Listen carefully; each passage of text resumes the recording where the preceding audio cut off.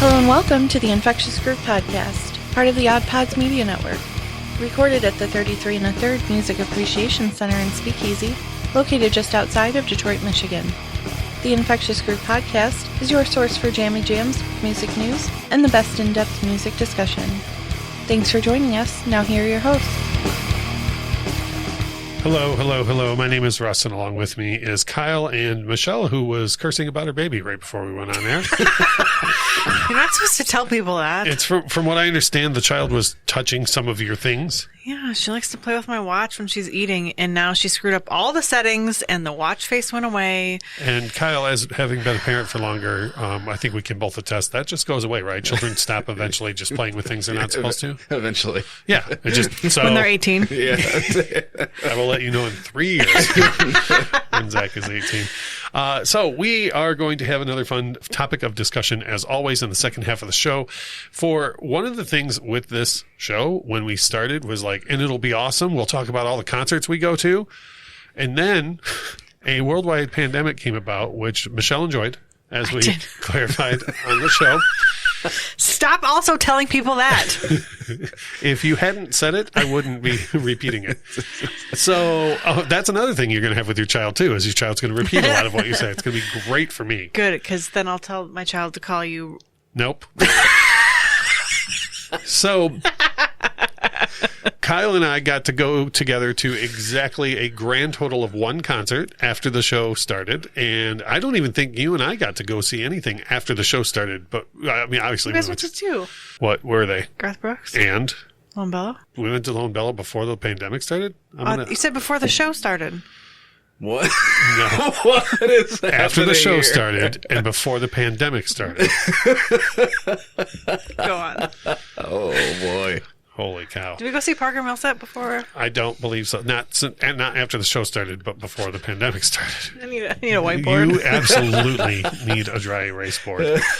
And so one of the big things that was going to be featured on the show was going to be like, every couple of weeks we'll go to a show, and then we'll talk all about how great it was and whatever happened. And then we got to go to one show, and the whole world was like, you can't have fun things anymore. Yep. So now, since most cities are getting more back to normal, there have been a lot of concert tours of various sizes going back on tour. And we've all, I think between the three of us, we've seen just about every size show that there is now. And so we're going to get into that and talk about our experiences. Michelle's going to see if she can remember having been to a concert ever or when it happened. About halfway through the second half of the show, Michelle's going to be like, oh, the thing where they play live music. Okay. That kind of concert. Yeah. So anyways, that is going to be in the second half of the episode, which will be, I hope, fun for all three of us. Maybe just Kyle and I. We'll find out. We are going to get into some feedback to share. Feedback, John. Don't worry about that. Right. There's rock and roll be without feedback. We don't have a ton to share this week, but we do have last week. We had a 5-star review show up for the show, and I shared it, and I said, hey, if anybody's listening and you get a chance to leave us another 5-star review, that'd be great. So we did get another one out of that, which is great. This review, 5 stars, says, music is a universal language, and I really appreciate the banter, and they continue to bring us interviews that are unconventional, fresh, and informative. So I thought that was cool. Yeah.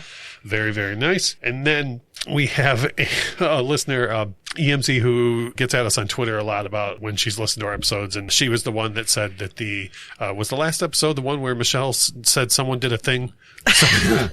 And she sent us a picture on Twitter of her child sleeping in the car because she said she literally put on like a binge of episodes because my voice calms her child. As the child goes to sleep. So why don't you try that with Zoe? Like if she's picking at the watch and stuff, just call me up. Put me on the phone with her, and I'll see if I can talk her through it. You need a straitjacket. You can do that, right? Yeah, I think so. And then we did get a voicemail, the triumphant return of Seth to voicemail. Yes. We won't have the high audio quality like when he sent us the clip for our 100th episode. But if you want to be like Seth and send us a voicemail, you can at 313-364-9899. And here is what Seth had to say. Hello to the infectious groovies. I'm really happy that you all made it through both of your 100 episodes. I thought it might be like a Y2K sort of situation where maybe like the whole podcast implodes afterwards or something like that. I'm not sure how you agreed to get Michelle to continue to do the podcast after 100 episodes, but congratulations, and that's a feat in itself. Also, Michelle's got the math. I mean, I recognize her hard work and correctness in the Pumpkin Spice episode, and she just continues to throw out these mathematic gems, just straight off the top of her head, not with a calculator, anything like that.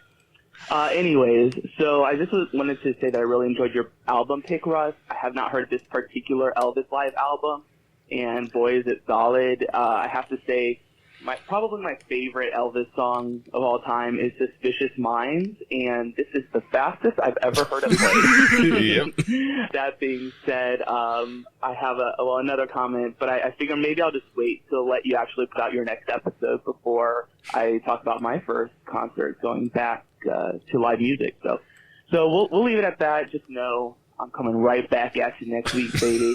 All right. Have a good week, you guys. Bye-bye. Two things. One, I like that it's a threat now. And I'm coming back. Yeah.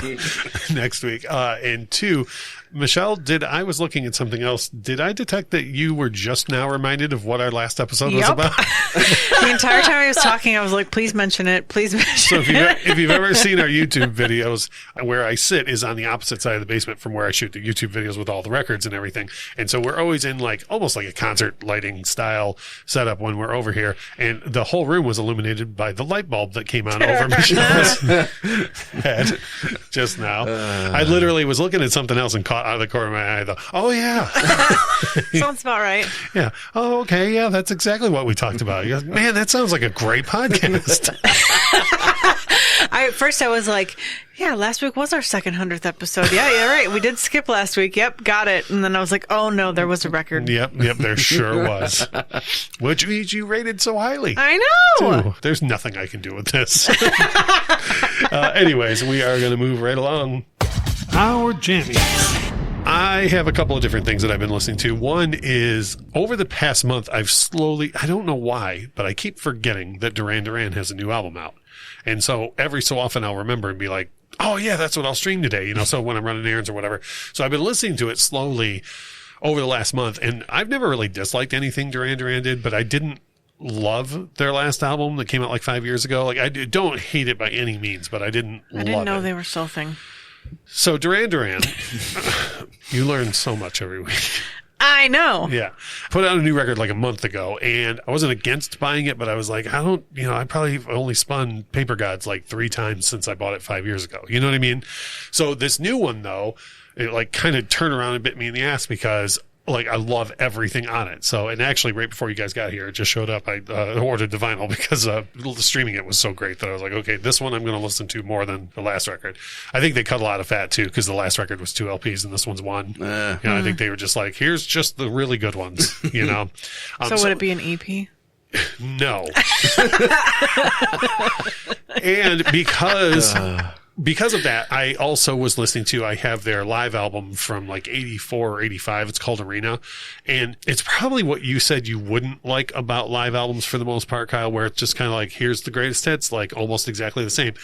Except John Taylor is on fire on the bass. He's playing bass on the album like someone didn't let him play bass like that on the record or something. You know what I mean? He's Is literally he mad at it? Yeah, I think he's mad at someone. And so he's every bass line he's playing way better than the album. Huh. And Duran Duran's one of those bands that's criminally underrated as far as their talent goes. And they played all their own stuff. So it's not just a bunch of session guys played this stuff and then, they went on tour or whatever else. They played all their own stuff. So it's weird when you go listen to something Is There Something I Should Know or Hungry Like the Wolf, and he's just murdering his bass on the live album. So, would you say he slaps the bass? Oh, he did. They definitely slap it to bass in more than a few songs. And actually, when we had Aaron Ruby on the show back in season 2, he was talking about how at the time he'd been listening to Duran Duran heavy, and it was because of John Taylor on the bass. And I was like, oh yeah, John Taylor is a badass. But then when you listen to that live album, you're like, oh, he's a super badass, And then the other one, this is just a song I want to mention. I went on a big spin of 7-inch singles on Wednesday night, and I played, I don't know, at least 30 30 or 40 songs in a row. But for 3 days after, I had The Living Years by Mike and the Mechanics stuck in my head, and it's such a great song. So no, Michelle, Sing no. it. Yep, nope. I will play it for you. Every time that you say sing it, I'm pretty sure most people look at their car stereo or whatever, and they're just like, how does she not know that song? It was a massive hit. I'm sure I do. It may have come out the same year you did. So, That's probably why. yeah, I'm not entirely sure. So anyways, that is what I've been listening to. Kyle, what are your jammy jams? So for the first time in a long time, I have one specific song What? that has been stuck in my head, but not just the one song. It's one song and 2 albums. Okay. Is it Don't Cry by Guns N' Roses? Because No. it's on both Use Your Illusion 1 and 2. Damn it. I had a shot. This was the one time it was going to be GNR from Kyle. There is a gentleman named Capella Gray, and he sings a... As in like Aka? that's where his name comes from, I believe. But he's a singer, kind of... Yeah, he's a singer. I guess you can equate him to... He doesn't rap. He's a singer. Fair enough. He samples Back That Ass Up by Juvenile. Oh, well, who doesn't? I always hear country artists sample that. The song is called Guy Alice. Okay. And when I first heard it on the radio, it's if anyone listens to the radio or streaming or pays attention to the... Who wouldn't listen to the radio? Oh, boy. And if anyone pays attention to The interrupting cow over here. the list that Spotify comes up with, like whatever the featured artist. Yeah. It's been on several of those, so Yeah. you might have run across it. But when I originally heard it, I was like, oh, how dare you try and sample that song? Like, that song is classic. Leave it alone. Sure. Don't touch. Yeah. And then the more I listened to it, I was like, damn, they kind of did a good job with this, and I like it. This is going to seem like a way out there comparison, and I haven't heard the song you're talking about, so Yeah. I'm not comparing the songs. But when You Can't Touch This came out, a lot of people were like, are you kidding me? Like, you can't sample Super Freak. Yeah, but then, yeah. like, it was so well done in that song that everybody, like, I know a ton of people who, for example, the person I'm looking at right now who looks lost, who probably didn't know that You Can't Touch This is based on a sample of a song called Super Freak. So I know both songs. I just never put 2 and 2 together. Are you joking right now? No. For realsies? For real. It's the same thing. What, are you the person that did you go defend Vanilla Ice in court? Yes. You're like, no, it's doon, doon, doon, doon, doon, doon, doon. Yeah. Yes, it's the man. Do you not know? That's, man. So anyways, what you said about, being like, you can't sample that. Yeah, and that is one song that's so, like, iconic of, like, 90s rap that, like, it doesn't pop up It and would people be like sampling it a lot. sampling Nothing But a G Thing. Yeah, You know what I mean? It's like, just, as soon as that, like, it's not a whistle, but as soon as I think it's keyboard part, the Yeah. as soon as that starts, you just be like, well, that's Nothing But a G Thing. yeah, so when I heard it on the radio, I was like, what the fuck is it? Like, Yeah. is Juvenile doing another version of this or Yeah. what? And then, that's the song, but I got hooked So on is it. it because of that you were listening to the original a bunch, or? No, he's saying that he had one song and then 2 albums are his jammy Oh, jams. okay, my bad. Yes. You guys were on 2 different planes of existence for a minute. I just want to say real quick that if you're straightening us out, we are in real deep shit, pal. Oh, God. You're welcome. That's because I speak fluent Kyle and fluent Russ, so I had to be the translator that one time. So on the show now, you are officially our mathematician and our translator. I'm the pumpkin spice latte mathematician. Okay. Don't ask me about gasoline or... with respect to cassettes and LPs. It's very specific math. Michelle majored in pumpkin spice latte math with a minor in LP and cassette pricing. Anyways, I promise we're going to get somewhere with this, Kyle. Because the vehicle that I regularly drive does not have any sort of modern technology in it, I still have a... That's not true. It's a CD player. It has a CD player. It has a CD changer. Oh, that's that full old of modern CDs. technology from 1980. Yeah. It's too big of a pain in the ass for me to constantly plug my little Bluetooth thing to the cigarette lighter or whatever. So I just end up Struggle, man. playing whatever CDs in the CD Well, player. you get sound issues and stuff like Yes, the power. And it sounds like shit. Yeah. So I just clicked on the CD player, and what was in rotation already without me having to move it around was the Marshall Mathers LP. Oh, fair enough. And God damn it, I know a music podcast that reviewed that. Yes. And they got some hateful feedback because somebody had the nerve to say Stan wasn't a good song. And actually, Stan's another one of those, by the way, that like when I hear Stan and I hear Thank You by Dido, I don't equate one to the other. Like, I don't, like when I'm hearing Thank You, I'm never thinking of Stan. And when I'm hearing Stan, I'm never thinking of Thank You. But I'm fine with hearing either song. And as we know, Stan is a great song. Not only do I not like Stan, I don't like Thank You by Dido, so...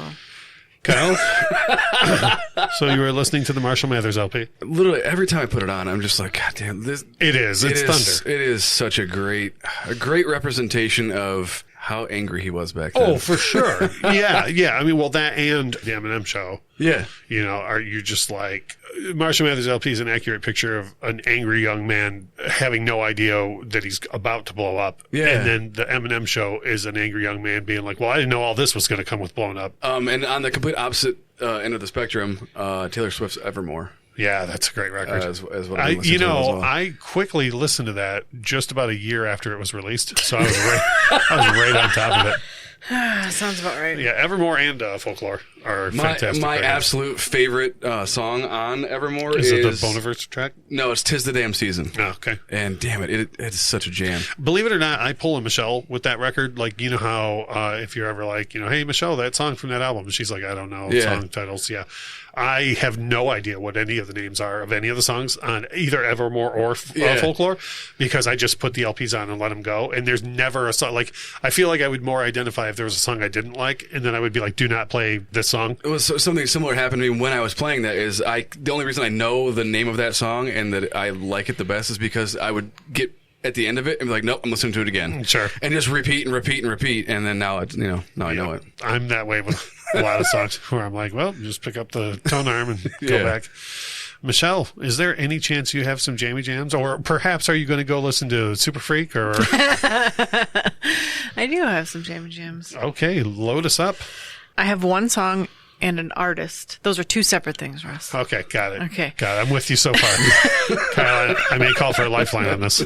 I don't know if this was one of my jammy jams before, but it's a song called If You Love Me by Gracie. And I don't know where it came from. I don't know how I found it. It just is a song that's been stuck in my head all week. I think you would like it a lot, Russ. All right. I don't know if you liked it that much. Yeah, it's a good song. I never heard Well, of I'll be I able never to heard of her until you listen to said it. something about it. I'll be able to listen to it on our Spotify playlist. You will. And then coincidentally, this week I started I just switched over to Adele mode because it's been like super rainy and gross in Detroit, and I was like, it is you know Adele what? season. Then I saw a meme that was like, everyone, it's time to turn off your Taylor Swift and turn over onto your Adele, and I was like, I actually did that without like even knowing that I was doing it. Turn your clocks back to Adele. That is exactly what I did. But I like her new single, but mostly it's been all. And 21 is my favorite, and I know you don't like it. This is so silly, but I still have not heard that song.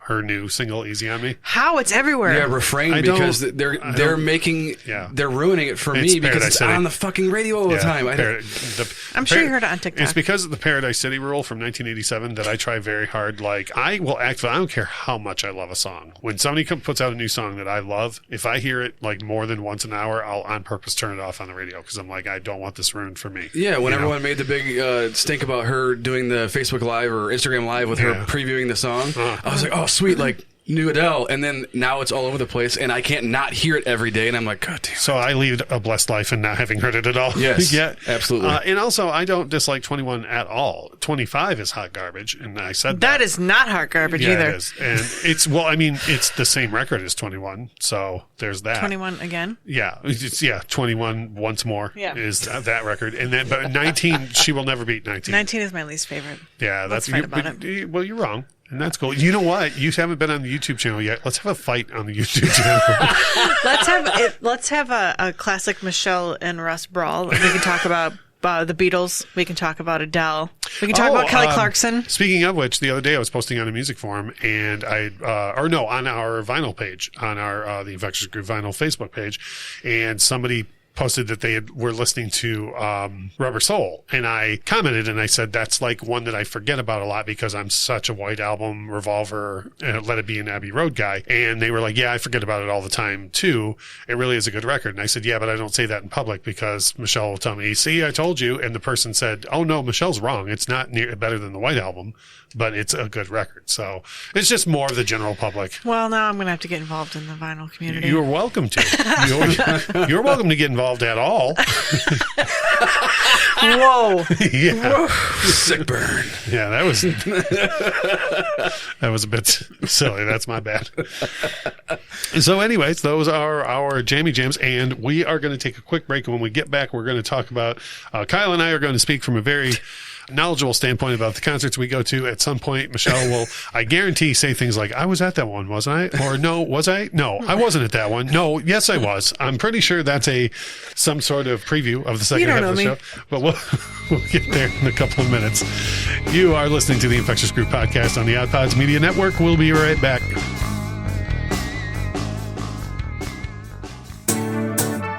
Hi, I'm Shannon. I'm Jamie. We're Married with Television, marriedwithtv.com. We are a couple of Hollywood normies on the outskirts of the film and TV industry, and we talk about our favorite TV shows, music, and movies, and sometimes they talk back to us. Sometimes I do. Our podcast is Married with Television, one word, on Stitcher, Spotify, iTunes, and SoundCloud. Possibly Amazon soon. And we are a proud member of the Odd Pods Media Network. Married with TV. MarriedWithTV.com. Hi, I'm Tina Jaramillo. And I'm Hillary Doherty. And we host the Muck Podcast, where we discuss the dark and sometimes weird true stories in American politics. Hey, Tina, did you know that Elvis crashed the Nixon White House for the sole purpose of getting a DEA badge? And it worked? What? Or how a gun control advocate senator out of California engaged in gun trafficking with notorious gang leader Shrimp Boy? Shrimp Boy, I remember him. Okay, so, we cover all of that and more for maladies, madness, mischief, and murder in U.S. politics. And we also host a bi-weekly interview segment called Lil Muck. We interview politicians, journalists, activists, and others who share their experiences in politics. Find the Muck Podcast wherever you listen to podcasts, and check us out on social media at the Muck Podcast. We are back, Russ, Kyle, and Michelle, the Infectious Group Podcast. And as we talked about at the beginning of the episode, after the tremendous fumbling of who went to what concert when we started this show, we started in the last week of January of 2020. And so we had all the hope in the world that the whole world was going to go on normally and there was going to be concerts and everything was going to be great. And we were going to talk about all the concerts that we were going to as part of the show. And then, as we clarified in the first half of the episode, between the time the show started and when the pandemic started and all the lockdowns, you and I, Kyle, went to one concert, and it was a week before Michigan got locked down. Yes. And it was at a stadium, so it's pretty much a super spreader event is what you and I attended. Yep. And I think, actually, this is a comedy show, but I think what you're thinking of is we also went to see Letterkenny. I knew that. I knew that. Great. I think that's what you were thinking of. Could be. No one knows what she was thinking of. Who's to say? Who is to say? So I do want to say we tried to provide a positive and entertaining show, and I don't want anybody to think that this whole thing is going to be like, and here's our thoughts on masks or vaccines or whatever. Like, we're going to have to talk about those things to some extent because of, like, some shows they're requiring it and whatever else. So we're going to talk about that to a certain extent, but our goal here is not to give you more of what you hear on, like, CNN or if you're social looking media. for politics, there's about 10,000 other podcasts out there for that. Yeah. Did you just become from Minnesota? Hey, if you're looking for podcasts, pal, I gotta tell you, you're tuning into the wrong show there, guy. And also, I think I moved from Minneapolis to Chicago in the middle of that sentence. There's a little Boston in there. Yeah, and Michelle's just wildly confused. The person who had full control over this episode in the first half is now lost. Yep. Right. Anyways, we don't talk about politics. So we don't. And so I swear to God, this is not set up for funsies. This is the order of the questions that I had it in. How many concerts have you been to? Since you've only been to one since all the lockdowns started? I thought you'd been to at least more than that. No, you've only been to the one? And that was what? City and Color? Yeah. What was the other one? I don't know. That's why I'm asking you. Well, you're supposed to know. What? I think it was only one. Let me get out my Michelle Day planner. We'll go back through and see which pages I have tabs on. Well, I live with her, and I seem to only recall one. Okay. So. Now, did you only go to the one, or I thought you'd been to? I've been. You went to two. Yeah. You went to the Lone Bella with me. Oh, I've been to three then. Okay, what So was it's NF too? That's right. Yeah. Okay, so the Lone Bella we know was like an outdoor, almost like little shed show. What would you say? There's probably 300-400 people there. Yeah, it was full of people, but it wasn't a very big area. Yeah. So yeah. It's in what the venue refers to as their beer garden, but it's huge. It's an extra large beer garden. I would like every beer garden to be that size. Yeah. And then the NF show was at DTE. Okay, so that's which is all, it's all outdoor, but there's seating that's under it, that's indoor or covered, whatever. Pavilion. Yeah, so we stayed in the outdoor area, but like there was a shitload of people there. So I don't have the numbers in front of me, and it's funny. I've been going to that venue my entire life, and I don't know. I want to say it seats around 8,000 to 10,000 or something like that. I think between the pavilion and the hill. Yeah. I might be underselling that. But for anybody who doesn't live here in Detroit, your local outdoor amphitheater is the same venue as this. Yeah. 15,274. Okay, that's not bad. 274. 15,274. Okay, good. It's the extra 274 that really puts the place over the top. But anywhere that you are, like wherever you're listening to this episode, if you have an outdoor amphitheater that hosts what I would call arena acts, like a Van Halen, that size, that this is what this place is. So I'm just trying to paint a picture for folks. So that's what you would say is probably your biggest crowd. Well, no. How many people does the Fillmore hold? 2,900. That's it? The Fillmore Detroit capacity is 2,900. Oh, wow. Yeah. Wow. Did you know the Fox Theater in Detroit holds 6,000? It doesn't seem like the Fox Theater is that much bigger than the Fillmore. The Fox Theater is 5,174. St. Andrews is 1,000. Detroit Opera House is 2,700. Well, we don't need the capacities of every venue in the world. The Joe used to be 20,000. The Joe now holds no one. My mind is fucking blown right now. The I thought for DTE sure holds 15,000 people, and Fillmore holds 2. Ford Field is 65,000, but that's just for all the seats. Actually, I will need Comerica Park's numbers here in a minute. But anyways, having said that, so at the amphitheater show though, 41. DTE. Yeah. So that was you would say it was full? Was it a sellout? Or? It was damn close to full. There was a lot of people there. Okay. Oddly enough, when me and her went to go see City and Color at the Fillmore, I felt like it was more full there. But you're in an enclosed space, right? So that you can't really judge it by that. Yeah. So that was my next question: was what was the largest crowd you've been in? And it would, although I'm sure you don't have the exact attendance numbers for the NF show, that would be there was a lot of people there. I would say City and Color was it wasn't sold out. There was a ton of we got on purpose upper balcony to kind of be away from people. I didn't want to be. Grandma could get in the car quicker than the kids. Accurate. No, I just didn't want to sit. It's a pandemic. Even though you had to be vaccinated to get in, I wasn't about to rub elbows. So she can get beer. And then, we did sit in an aisle and seat. then pee. Yeah. Although I did not pee once. Not once. That's true. He peed. I did not pee. I know. Wait, you didn't go to the bathroom or you didn't pee? I do have some extra Depends from when I was pregnant, so. That is entirely too much information for our podcast. So now, okay, what's interesting is I went to the Lone Bellow show with you, which I had a guess was 300-400 people. Yeah. Okay, and I actually saw the Lone Bellow again the week before last in Dallas, and I want to say that attendance was probably right around 400, but that show was indoor in a theater type thing. I would guess the max capacity on that particular place was probably 800 or 900, something like that. Typical old style theater that probably showed the talkies in the 20s or something along those lines. And what was interesting about that show, and Michelle, you mentioned that you needed to have proof to get into the City and Color show. There was a mask mandate in Texas while I was there, and you were supposed to wear a mask at the concert, but not one person in the place was wearing a mask. And as a matter of fact, I was asked by one of the concert organizers why I was wearing a mask when I got out of the car, and I said because of the mask mandate, and I was told that he does, in so many words, he told me that he didn't care about the mask mandate. So I thought sounds like Texas. What's interesting though is, so you said Comerica Park holds 41. Something like that. Yeah. Okay, so I went and saw Mammoth, Wolfgang Van Halen's kid, open for Guns N' Roses at Comerica Park. So that's hands down the biggest show that I've been to. Except that GNR didn't exactly light the box office on fire.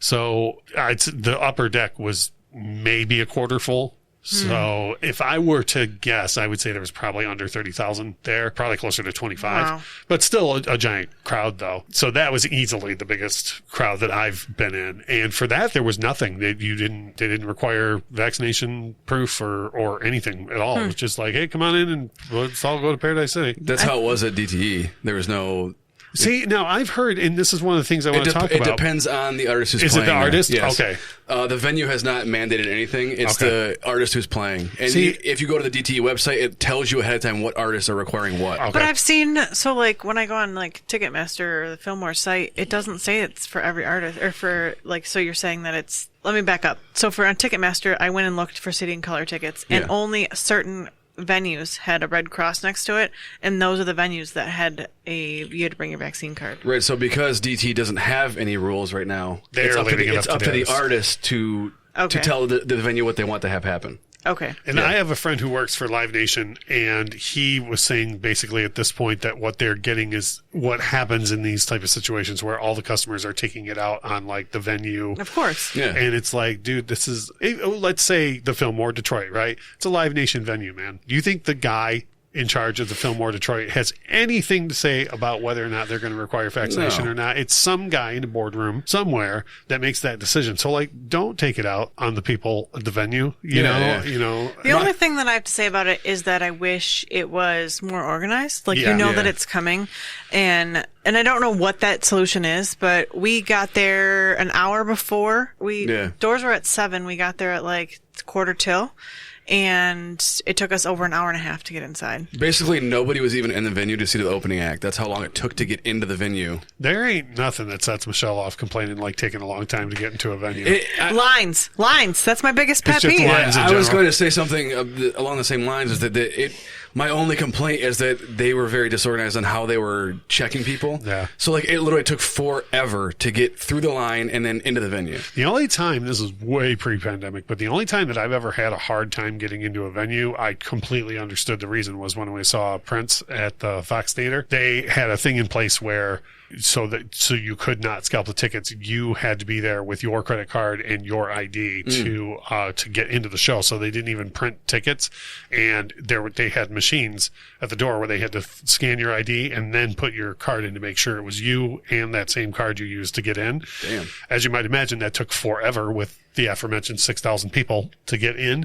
But at the same time, all of us were like, yeah, but Prince is on the other side of this one. I'm through here. So, and you didn't have to wait in the line. I did not. And then there's some, like when Dave Chappelle came and played in Detroit, they had a separate location where everyone who was attending the show had to go and get verified, and then they could go to the venue and go into the venue. That makes sense. So that's much more organized, if you ask me. Like, which is great, because I haven't heard anything negative about that Dave Chappelle special. So, and that, from everyone's happy with it. From what I everyone, yes, literally everyone. No, but that's smart. Like, go to a and they place announced it like, hey, you can't go directly to the venue. You have to come here. You get checked. Then everyone goes over to the venue. Thing is, this is very much the Wild West right now, where everybody's like, we don't know what to do. Like, we all agree we want live music. And I'm speaking from the promoter's standpoint. You know, they're like, well, yes, we all agree. Well, how do you want to do it? Oh, that I haven't thought about. Well, then I even saw when I bought the tickets, it was like, do not show up early. Like, come when doors are open. And so, like, I think that maybe if they had started. Is that another thing that's irritating you, is you were trying to follow the rules and they wouldn't let you? Yes. Yeah, that is. That really is a hardship that you face. Other people were not following the rules. So what was the crowd like? What was the vibe like in the crowd? Was there a bunch of people? And like I say, we're going to skirt this, but were you having a bunch of people around you be like, I can't believe my rights got violated? There was not one person. Not one single person at that entire venue was upset that they had to show their vaccination card. Okay. Yeah. And the only reason why I even had that as a question is because, like I say, the GNR show was like, just, hey man, come on. Well, they were damn near inviting people in off the street because the ticket sales were so low. People were in the crowd voicing their opinions about how like their rights had been violated, and I was like, but they let you tap dance in though.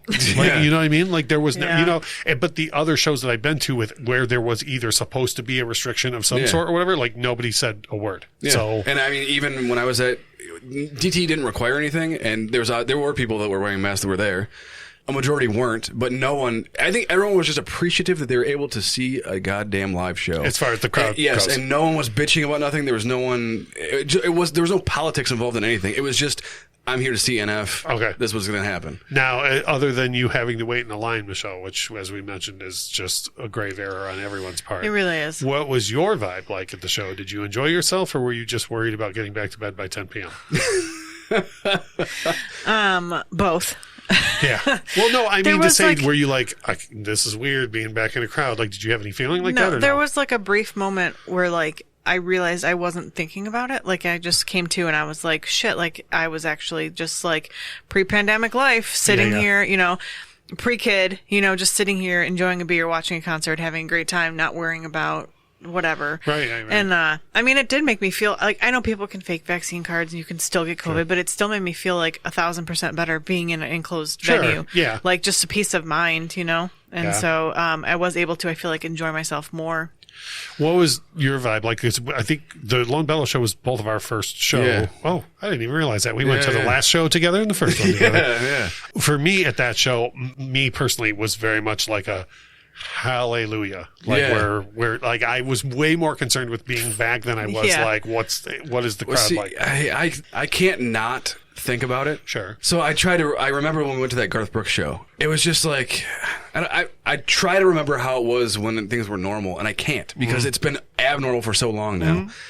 And I just remember being so fucking happy and being at that Garth Brooks show that like it was just, it was amazing. It was an amazing show. The whole place was full of people. Everyone was getting along. Everyone was singing along with all the songs. Like it.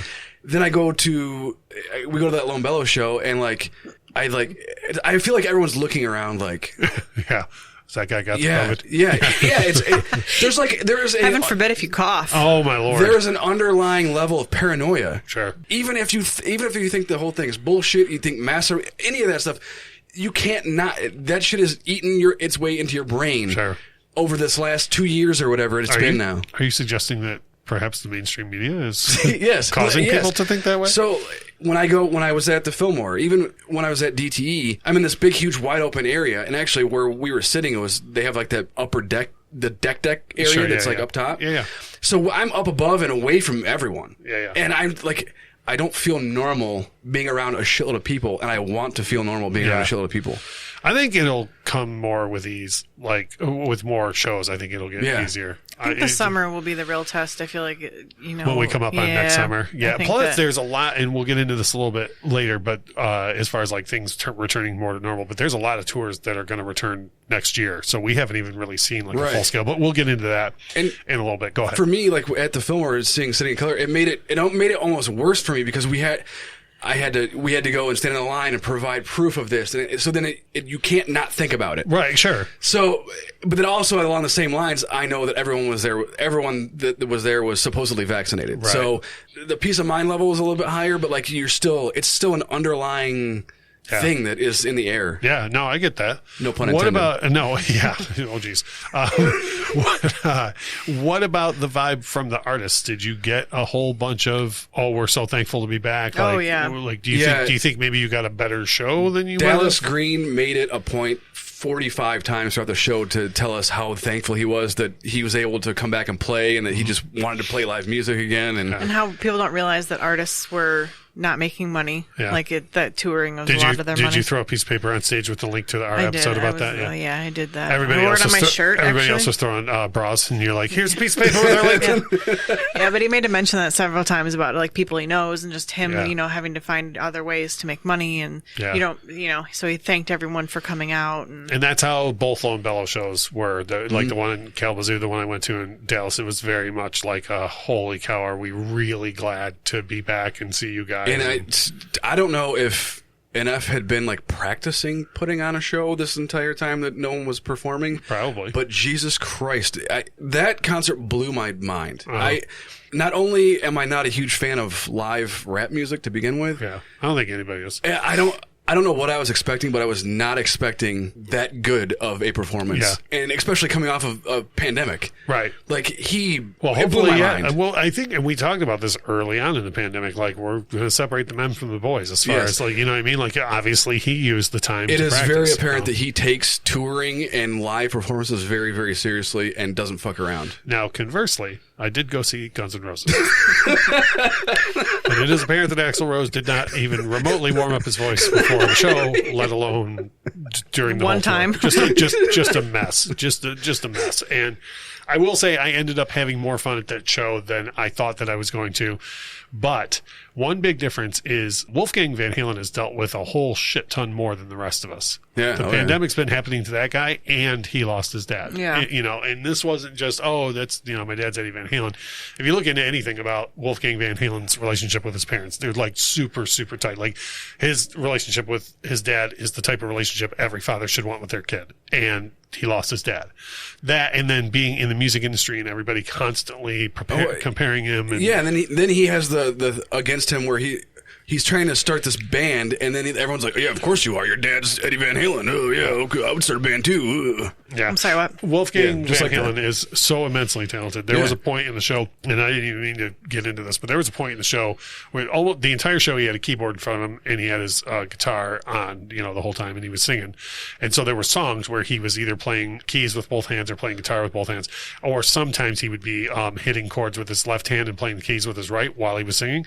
And then there was a song where when he finished it, he was soloing like way up high on the neck, and he turned his guitar to where he was hitting the keys on the bass keys on the guitar with the headstock on the guitar while he was still soloing. I can do that. Yeah, well, obviously, yeah, it's super easy. It's as easy as PSL math.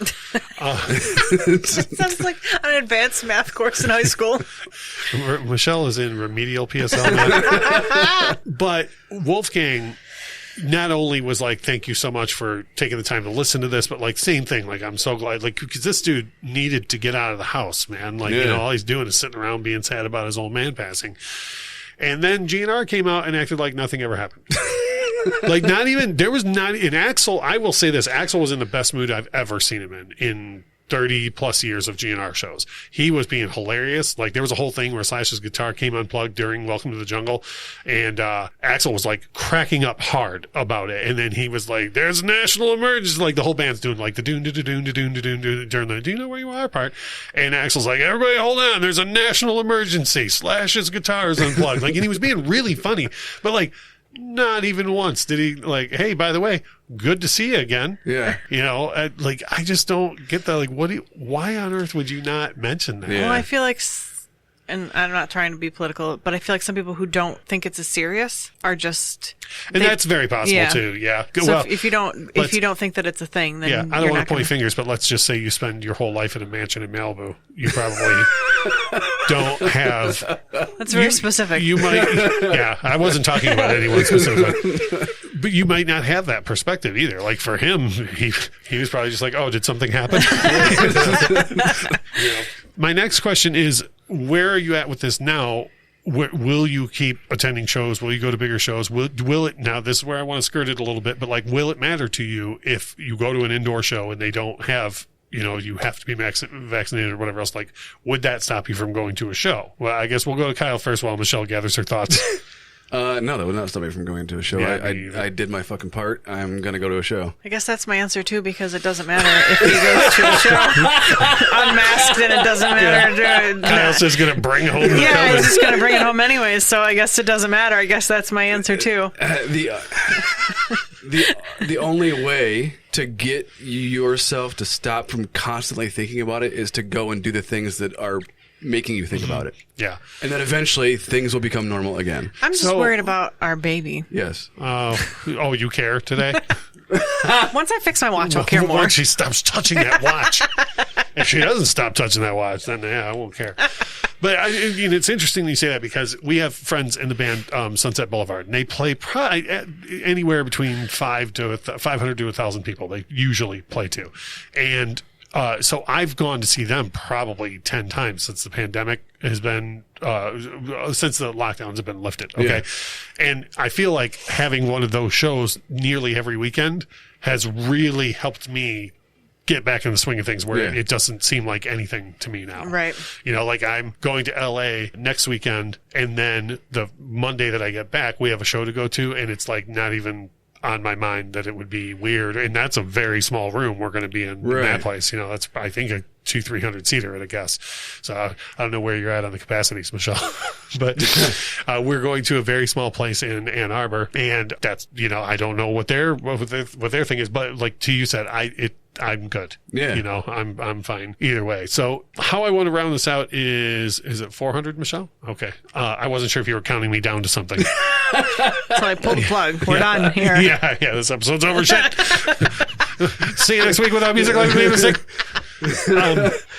Do you think that we're going to ever return to Dr. Evil quotes normal? Do you think we're going to get back to normal? And when I say normal, I'm not talking about the world situation as a whole. I'm talking about concerts. So, Michelle, yes, you absolutely think so? I think that, I think, and this is just from my stance from Michigan. I don't know, there's just like places in the world, but I go out like right now and it's like nothing ever happened in general. And so I can't imagine that concerts won't follow. Like I just feel like it's going to be. My big thing, the reason why I threw this in here is because like Garth Brooks started his stadium tour and then just was like, never mind. Like, and just stopped doing his stadium tour. And, him and Trisha both had Corona at some point.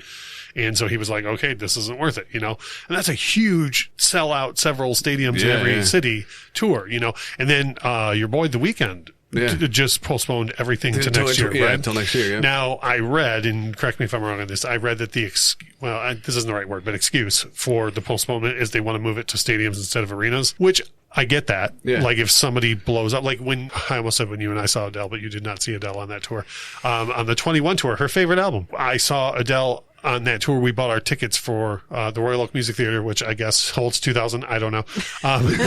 And this is karma for me saying stop listing off all the things. But we saw Adele. We bought those tickets for that show before the album blew up. Mm-hmm. And then by the time that came out, she started that tour in theaters and ended it in arenas.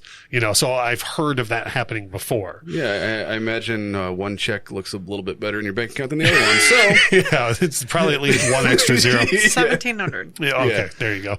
That was close. I'm pretty close on all these guesses. So what do you think, Kyle? Do you think we will get back to normal? I think that this whole thing has fucked with people mentally. Yeah. It's pretty well known that people are having mental issues regarding everything that's going on. Yeah. And at some point, things will recover fully, and I don't know when, but I feel like we're going to know by the spring because of all the huge summer tours, and then you have two other big ones, Roger Waters and Rage Against the Machine, when they postponed, because they were both supposed to tour in 2020. And I don't know, it's like a month into the lockdowns, both acts were like, nope. And then not only nope, but both acts pushed their whole thing back to 2022. Like they did, because like Garth was, Garth and The Weeknd and whoever was like, okay, well, 2020's out, so we'll see you in 2021, right? Yeah. But like Rage Against the Machine and Roger Waters are two huge acts that were like, no, we're not even trying it next year, So I feel like next summer's going to be the one. Yeah. And I say spring because by spring all the tickets will be on sale. Jesus, sometimes concert tickets go on sale a year in advance now. It's ridiculous. I know. Yeah, that's crazy. Well, we're supposed to be going to Denver in May. Yeah. So I'm really hoping that by then. Yeah. See, that's why I'm traveling so much right now. I'm testing it out for you. Thank you. I appreciate it. Yeah. I do what I can. Because of how people work, things have no choice besides to go back to normal. Yeah. That normal will possibly be different than the normal that we have been used to. For sure. But it will be a new normal. But it will eventually get back there. I don't know when. And I think the more crowds, like, for example, I've been to a lot more shows than you guys have, just mostly because of having the friend in the local band, right? And I'm old. And no, I mean since the pandemic. Not ever. I'm still older. Yes. But My bad. like for me, I think it's as easy as it is because I've been to that many, right? And you're going to come along because you're just behind me, right? And then Grandma's going to go to another show here soon, but like I feel like that is going to happen for everyone. Yeah. The more people step out and go to shows, the more they're going to be like, okay, this is more normal and this is better.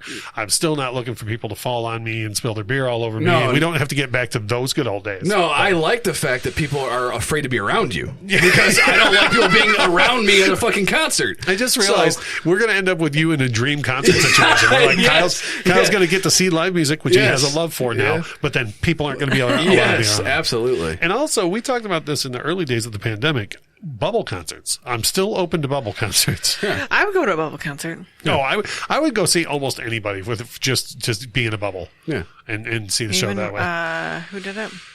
Creed? Nope, the other one. Flaming Lips? Yep. I've seen the Flaming Lips outside of a bubble. So I thought you didn't like the Flaming Lips. I don't, but I went and saw him. What's his name? Wayne Coyne? I'm sorry that offends you. That's his name. Or it's something along those lines. I have never heard that name before, and I would have assumed I would have heard his name before. So you don't we like want him. to hear from everybody listening to this episode regarding, believe it or not, we want to hear from everybody, not regarding the lead singer's name for the Flaming Lips and or Michelle's opinion of his name, but we would like to hear from everybody. Have you been to shows yet? Are you not going to shows yet? And honestly, even though we try and keep the show positive, You're right. And weird, that's going to be another sample. So even though we try and keep the show positive, like if you have an opposing opinion outside of like vaccines are dumb, like this isn't the show for that. But if you're like, I really don't want to go back to shows because of this or whatever else, like share that with us. Hit us up on we social don't media. want to hear what you think politically about anything regarding a vaccine. Yeah. But we do want to hear about what you think about going back to concerts. We don't want to hear what you think politically because we don't make you hear what we think politically. Yes. Yeah. And Yes, also, exactly. and as one more reminder, we don't want to hear what Kanye thinks politically. Yes. Just as also that. Also, we believe in science. Oh boy. So we got so close to getting out of this episode. And you like looked at Kyle like you were getting away with something.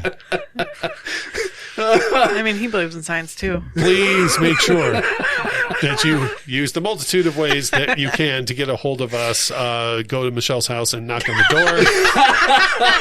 InfectiousGroupPodcast.com, our Facebook page, our vinyl Facebook page, which I'm going to invite you to as soon as this episode is over. Our Twitter, our Instagram. Leave us your thoughts. Have you been to shows? Are you going to go to shows? Do you have a show that you're anxious about? What do you think about how this is all going to go, if things are going to get back to normal?